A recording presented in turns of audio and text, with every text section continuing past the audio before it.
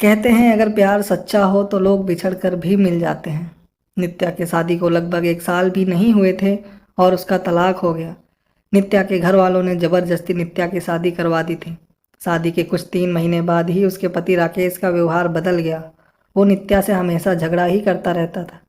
राकेश एक कंपनी में काम करता था और रोज शाम को देरी से घर आता था क्योंकि ऑफिस के बाद वो दारू पीने के लिए रुक जाता था।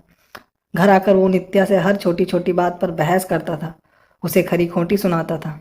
वो नित्या को ये भी बोल देता था कि चली जा तू यहाँ से, मुझे तेरी कोई ज़रूरत नहीं है, बहुत मिल जाएंगी तेरी जैसी। नित्या उसका ये व्यवहार चुपचाप सहन कर रही थी। उसने अपने घर पर भी इसके बारे में कुछ नहीं बताया था। वो अपने घर वालों से नाराज थी। उन्होंने ज़बरदस्ती उसकी शादी जो करवाई थी। नित्या अविनाश से प्यार करती थी और जब ये बात नित्या के घर वालों को पता चली तो उन्होंने ज़बरदस्ती उसकी शादी करवा दी।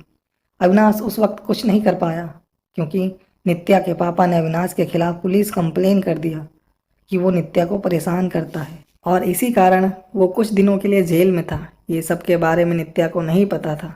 नित्या अपनी शादीशुदा ज़िंदगी में बहुत परेशान थी। कुछ महीने ऐसा ही चलता रहा। राकेश थोड़ा भी नहीं बदला। फिर नित्या ने सोचा कि अब वो और उस रिश्ते में नहीं रह सकती और उसने राकेश से तलाक लेने का फैसला कर लिया और फिर उनका तलाक हो गया।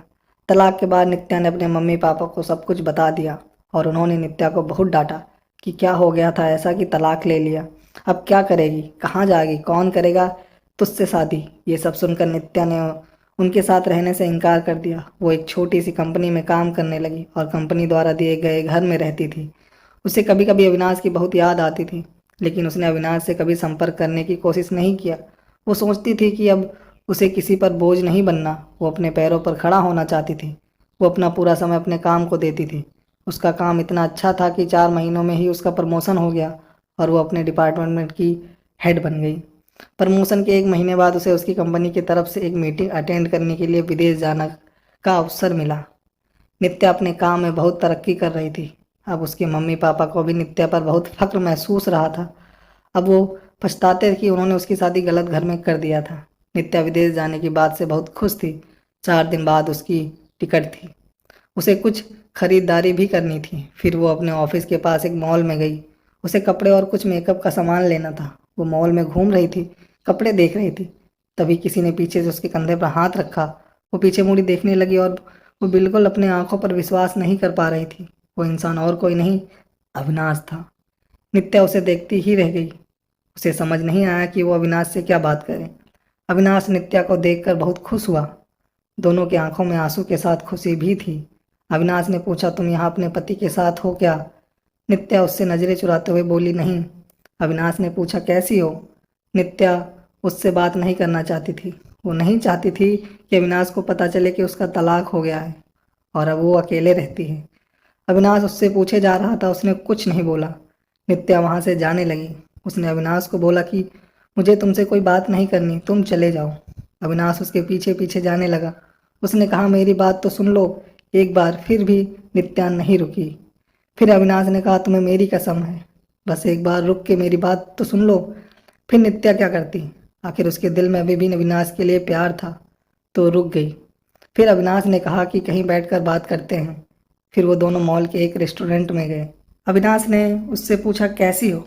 वो बोली, ठीक हूँ। अविनाश ने उसके पति के बारे में पूछा कि वो कैसा है, तुम्हारा ध्यान रखता है ना? नित्या चुप थी। अविनाश ने बोला, क्या हुआ? तुम चुप क्यों हो? कुछ बोलो, तुम्हें कोई परेशानी तो नहीं है ना? नित्या बोली, मेरा तलाक हो गया है। अविनाश को ये सुनते ही एक उम्मीद की किरण दिखने लगी। उसने पूछा, कब और क्यों? नित्या ने उसे सब बताया। अविनाश ने बोला, फिर अब तुम अकेले क्यों रहती हो? तुम अपने मम्मी पापा के पास क्यों नहीं गई? मुझे क्यों संपर्क करने की कोशिश क्यों नहीं की? नित्या बोली, तुम अगर मुझसे प्यार ही करते थे तो जब मेरी शादी हुई तब क्यों नहीं आए मुझे लेने? कहाँ थे तुम उस वक्त? मैं बिल्कुल अकेली हो गई थी और मजबूरी में शादी हो गई मेरी। अविनाश ने पूछा, क्या तुम्हारे पापा ने नहीं बताया कि उन्होंने मुझ पर पुलिस केस कर दिया था? मैं जेल में था। कुछ महीने ये सुनते ही नित्या चौंक गई। उसने कहा कि मुझे इसके बारे में कुछ नहीं पता था। अविनाश ने उसे पूरी बात बताई। नित्या बोली, मैं माफ़ी मांगती हूँ तुमसे अपने पापा की तरफ से। अविनाश ने कहा, अब वो बात को जाने दो, मैं भूल चुका हूँ, वो सब अभी की बात करो। अविनाश ने बिना देर किए उसने पूछ लिया कि अब तुम मुझसे शादी करोगी? नित्या बोली, क्या तुमने अभी तक शादी नहीं की? अविनाश ने कहा, नहीं, मैं अभी अपने कैरियर पर ध्यान दे रहा हूँ और यह कुछ काम से ही आया था। और अब बोलो, शादी करोगी मुझसे? नित्या बोली, अभी 2 दिन में मैं अपनी कंपनी की तरफ से विदेश जा रही हूँ एक मीटिंग के लिए, उधर से लौटकर इसके बारे में बात करते हैं। अविनाश ने कहा, पहले ही बहुत इंतज़ार किया है, अब और इंतज़ार नहीं होता, लेकिन फिर भी जैसा तुम कहोगे वैसा ही होगा। दोनों ने अपना फ़ोन नंबर दिया एक दूसरे को और घर गए। अविनाश उसे रोज़ फ़ोन करके उसका हाल चाल पूछता रहता था। एक सप्ताह बाद नित्या अपनी मीटिंग खत्म करके लौट आई थी। अविनाश उसे मिलने के लिए बोल रहा था, लेकिन नित्या अपने ऑफिस में बहुत व्यस्त रहती थी। उसने कहा कि हम रविवार को मिलेंगे। फिर वो दोनों रविवार को उसी मॉल में मिले। अविनाश ने पहले उसकी मीटिंग और काम के बारे में पूछा कि सब ठीक चल रहा है ना। नित्या ने कहा, हाँ सब ठीक है। फिर अविनाश ने उससे शादी का पूछा, तुमने कहा था कि आके बताओगी शादी करोगी कि नहीं, तो अब बोलो क्या सोचा है? नित्या तो अविनाश से प्यार करती थी और अब उसे मौका मिला था अपने प्यार के साथ पूरी ज़िंदगी बिताने का। उसने कहा हाँ। दोनों बहुत खुश थे। नित्या ने अपने घर पर अविनाश के बारे में सब कुछ बता दिया और इस बार उसके घर वालों ने उसके इस फैसले से मान गए, क्योंकि पहले उनसे एक गलती हो चुकी थी। अब वो फिर से अपनी बेटी को तकलीफ में नहीं देखना चाहते थे। 1 महीने बाद उनके परिवार ने उनकी शादी करवा दी। अविनाश ने अपना खुद का एक बिजनेस स्टार्ट किया था, तो अब नित्या के साथ उसके बिजनेस में हाथ बटाती थी और दोनों खुशी खुशी हमेशा के लिए एक साथ हो गए। तो दोस्तों, ये छोटी सी स्टोरी कैसी लगी? अच्छी लगी हो तो लाइक करें और चैनल को सब्सक्राइब करें।